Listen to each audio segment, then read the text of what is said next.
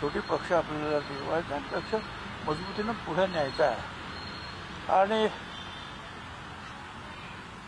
शेवटी आता सुनेत्रताईंना आपण कॅप्टन नेमके केलेलं आहे ना आपल्या टीमचं, ते बसून चर्चा करतील ना, ते ठरवतील काय करायचं काय नाही.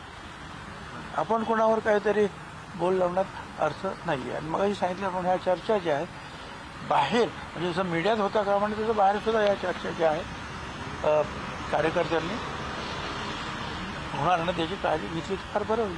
पण आपण ज्येष्ठ नेते आहात, आपण पुढाकार घेऊन हा कलह थांबवण्यासाठी काही प्रयत्न करणार आहात? जरूर आमचे प्रयत्न आहेत. कोण सांगितलं तुम्हाला प्रयत्न नाही, पण हे सगळेच प्रयत्न नाही आम्ही तुमच्याशी कसे काय बोलू शकतो किंवा मीडियामध्ये याची चर्चा आम्ही करू शकतो.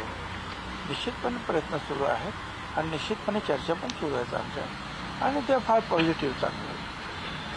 कॅप्टन खराब प्रकरणामध्ये सॉरी तो प्रश्न यात थोडंसं वेगळं असं आहे की ते बाकी शोषण वगैरे त्या गोष्टींवर, पण तो मंत्रालयातल्या सगळ्या पोस्टिंग किंवा अनेक जिल्हाधिकारी किंवा मुख्य कार्यकारी अधिकारी करायचं असेल तर त्या पोस्टिंगचं सगळं हे तो करायचा, कोऑर्डिनेशन करायचं, आणि अनेक लोक त्याच्याकडे पोस्टिंग हो.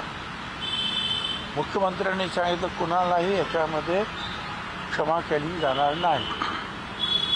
आणि यामध्ये मुख्यमंत्र्यांच्या कानावर मला असं वाटतं की 6 महिन्यापूर्वीच त्या सगळ्या गोष्टी गेलेल्या होत्या, आणि तेव्हापासून नाशिकचे पोलीस आणि इतर जे आहेत हे सगळे त्या कामाला लागलेले होते. आणि त्याचा जो कॅप्टन बिप्टन, काय कॅप्टन आहे तो कसला, कुठे खलाशी असेल का काहीतरी कुठेतरी असेल, पण ते आपला कॅप्टन कॅप्टन कॅप्टन म्हणतात. आणि हे सगळं फसवाफसवी धंदा, नाशिकचं नाव खराब करायचं काम या सगळ्या मंडळींनी केलेलं आहे घरामध्ये. तर आपल्या आता जवळ आता कुंभमेळा येतो आहे, आणि अशा वेळेला मला दुःख होतं की अशा काही गोष्टी ज्या आहेत त्या येतात बाहेर, आणि त्याची एवढ्या मोठ्या प्रमाणावर चर्चा होते. दुःखद आहे.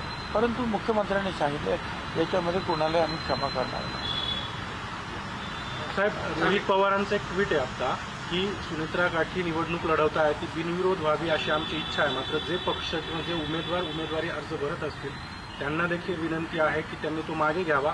स्वतः अजितदादा निवडणूक लढवत आहे असं समजून सुनेत्राताईंना मतदान करावं, अशा पद्धतीचं ट्विट. चांगली गोष्ट आहे. त्यांचं जे आहे हे त्यांनी जे काही अशी विनंती केली असेल तर स्वागत आहे त्यांचं. बुलढाण्यामध्ये भाजपच्या लोकांना 150 कोटी रुपयाचे कामं दिले गेले आहेत. मात्र धन्यवाद. थँक्यू.